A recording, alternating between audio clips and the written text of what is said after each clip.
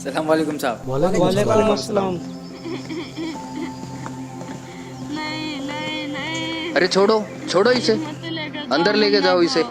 मुन्ना को मत लेकर जाओ अब्बू प्लीज। अरे ईद मुबारक भाईजान। क्या हुआ भाईजान, क्यों बच्चे को रुला रखा है? अरे आपको तो पता है भाईजान, आज ईद है और बकरे को हलाल करने ले जाना है, और ये सलमान है कि 1 घंटे से रोए जा रहा है। अच्छा, हाँ उसका ज्यादा प्यारा है ना ये। आप बिना भाईजान। अरे अरे अब तुम्हें क्या हुआ? कुछ नहीं भाईजान, आपने बेवजह बच्चे और बकरे को रुला रखा है। अच्छा, आप क्या बकरा हलाल करने नहीं ले जाओगे? नहीं, क्यों? आपको मालूम नहीं कि मैंने बाघ रामपाल जी से नाम उपदेश ले रखा है? लेकिन वो तो हिंदू संत है। हाँ, लेकिन उन्होंने कलाम पाक से साबित करके बताया है कि गोश्त खाना हराम है, यह अल्लाह ताला का हुक्म नहीं है। पागल हो गए हो क्या? एक गैर मुसलमान होने के नाते वो तो हमारी क्रिया को गलत ही बताएगा। तुम्हें नहीं मालूम, जब हम कलमा पढ़कर बकरे को काटते हैं तो वह तब रुख बन जाता है, जिसे खाने के बाद उसकी रूह जन्नत में जाती है और हमें सवाब मिलता है। माफ़ करना भाईजान, लेकिन हमारा अल्लाह ताला इतना बेरहम तो नहीं हो सकता कि किसी बेजुबान जानवर को मारने के बाद हमें सवाब दे। अब्दुल ये कैसी बातें कर रहा है तू? तो सही तो कह रहा हूँ भाईजान। यदि कलमा पढ़ते हुए बकरे की गर्दन काटने के बाद उसकी रूह जन्नत में जाती तो क्यों न हम अपनी और अपने बच्चों की गर्दन भी कलमा पढ़ते हुए कटवा देते, क्योंकि कहीं ना कहीं हमारा मकसद भी तो जन्नत में जाना है। ये क्या बकवास कर रहे हो तुम? देखो सबीर भाईजान, हम हर साल ईद के दिन इन मौलाना और काजियों के बहकावे में आकर ना जाने कितने बेजुबानों का कत्ल कर देते हैं और गुनाह के भागीदार हो जाते हैं। क्या हुआ समीर? देखो ना भाईजान, ये अब्दुल क्या बोले जा रहा है। कह रहा है गोश्त खाना हराम है। अबे पागल हो गया क्या अब्दुल? सही कहते हो भाईजान, जब तक मुझे कुरान शरीफ का इल्म नहीं था ना, तब तक मैं पागल ही था। तेरे कहने का मतलब क्या है? लगता है तू भूल गया है, तू एक मुसलमान की औलाद है। अब्दुल तुझे किसी ने बहकाया है, मैं अभी मौलाना साहब को बुला के लाता हूँ। भाईजान मुझे तो लगता है काफिर हो गया है। सही कह रहे हो भाईजान। माफ़ करना भाईजान, लेकिन ये जो हिंदू मुस्लिम की दीवार है ना, यही हमें अल्लाह ताला से लग रखे हुए है। बाघ रामपाल जी कहते हैं कि जीव हमारी जाति है और मानव धर्म हमारा। हिंदू मुस्लिम सिख ईसाई धर्म नहीं कोई न्यारा। बकवास बंद कर अपनी, मजहब छोड़ के काफिर हो गया है तू। नहीं भाईजान, मैंने अपना मजहब नहीं छोड़ा है। हाँ, मेरे मजहब में जो गलत चीज़ें थी, जो गलत इबादत थी, वो मैंने छोड़ दी है। बेटा, तुम्हें मजहब के बारे में किसी ने गलत बताया है। तुम मुसलमान हो, मजहब की इज्जत करना सीखो। जनाब, मैं मुसलमान की इज्जत करता हूँ, लेकिन मुसलमान का मतलब होता है मुसल्ले ईमान, जो अपने ईमान पर रहे। और आज का मुसलमान गोश्त खाता है, तंबाकू खाता है, झूठ बोलता है और तो और मजहब के नाम पर बेजुबानों का खून तक बहा देता है। फिर बात करते हैं मजहब की। क्या यही आज का मुसलमान है? बहुत होगी तेरी बकवास। रुक, तू अभी रुक रुक। आज तो इसको छोड़ूंगा ही नहीं।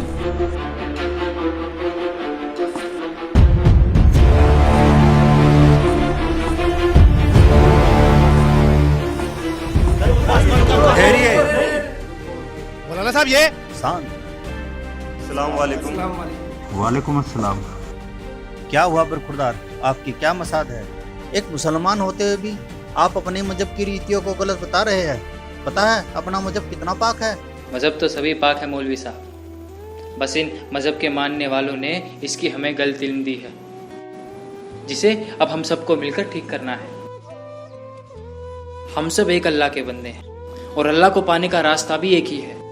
इसलिए हिंदू हो या मुसलमान, सिख हो या ईसाई, सबके सब बाखबर रामपाल जी से जुड़कर अपनी पाक किताबों का इल्म लेकर सच्चे अल्लाह की इबादत कर रहे हैं। तो क्या तुमने अपने दिन को छोड़ दिया? नहीं मौलाना साहब, शायद आप गलत समझ रहे हैं। मैंने मुसलमान दीन को नहीं, बल्कि मुसलमान दीन में जो फैला हुआ अजाब है उसको छोड़ा है। मौलाना साहब ये कहता है बेजुबानों का कत्ल क्यों करते हो और गोश्त खाना हराम है।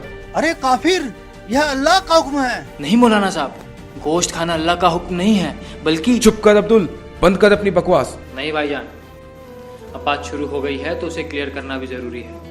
मौलाना साहब, अल्लाह ताला ने 6 दिन में कायनात बनाई और 7वें दिन जाकर तख्त पर बैठ गए। मतलब कि अल्लाह ताला को जो हिसाब बनाना था उन्होंने वो 6 दिन में बनाया, 7वें दिन जाकर तख्त पर बैठ गए। मतलब कि उसके बाद के जितने भी हुक्म हैं वो अल्लाह ताला के नहीं हैं, बल्कि वो शैतान के हुक्म हैं। और दूसरी तरफ हम मोहम्मद साहिब जी और उनकी उस टाइम की 1,80,000 अंबियाओं को देख सकते हैं। ना तो उन्होंने कभी मांस छुआ है और ना ही उन्होंने किसी को कहा है तुम मांस खाओ। लेकिन कुरान में कुर्बानी का जिक्र है। वही तो मैं बताना चाह रहा हूँ मौलाना साहब, वो जो बात के हुक्म हैं वो अल्लाह ताला के नहीं हैं, बल्कि शैतान के हैं। क्योंकि कुरान से पहले 3 आसमानी किताबें और उतरी थी, जंबूर, तौरात और इंजिल। उनमें कहीं भी गोश्त खाने का जिक्र नहीं है। आप बेशक मुझे मार देना, लेकिन मेरी बात पर गौर फरमाना। जैसे हमें हमारे मजहब के ठेकेदार आज तक बताते आए हैं कि अल्लाह बेचून है, निराकार है, लेकिन हमारे कलाम पाक में लिखा है कि उस अल्लाह ताला ने 6 दिन में पूरी कायनात बनाई और 7वें दिन जाकर तख्त पर जा विराजे। इसका मतलब क्या है? इसका मतलब साफ ये है कि अल्लाह ताला का आकार है, वो किसी आकार में है, जब भी तो जाके तख्त पे विराजेंगे। विचार करो मौलवी साहब, विचार करो। जी, वो अल्लाह ताला कबीर है। सूरत फुरकान 25 आयत नंबर 52-64 में देखना आप। जिसकी जानकारी किसी बाखबर से पूछो, और इस समय बाखबर सिर्फ रामपाल जी महाराज हैं, जो अपने कलाम पाक से इबादत बताते हैं और सच्चे अल्लाह की इबादत करवाते हैं। आप सब मेरे पे बेशक गुस्सा हो जाइए, लेकिन आप सबको पता है रामपाल जी महाराज से जुड़ने से पहले मेरी क्या हालत थी और आज मैं कहाँ हूँ। जब तक मेरे सवाब का दौर चला मुझे सुख हुआ, जिससे मुझे लगा मैं जो भी इबादत कर रहा हूँ वो बिल्कुल ठीक है। लेकिन जैसे ही मेरे गुनाहों का दौर शुरू हुआ तो मानो मेरे ऊपर दुखों का पहाड़ टूट पड़ा हो, और उसको खत्म करने के लिए जिसने जो भी बताया मैंने वैसा ही किया। किसी ने कहा तुम जुम्मे की नमाज करो, किसी ने फजर की नमाज करने को कहा, तो किसी ने तहज्जुद की नमाज करने को कहा। फायदा कुछ भी नहीं हुआ। इसके अलावा भी अल्लाह की तलाश मैंने ना जाने कहाँ नहीं की। कभी मोहिद्दीन चिश्ती की दरगाह, तो कभी अलीगढ़ की दरगाह, तो कभी महरौली की दरगाह तक फिरा।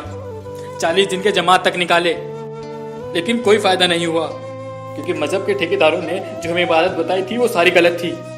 लेकिन आज समाज पढ़ा लिखा है, अब उनकी दाल नहीं गलती।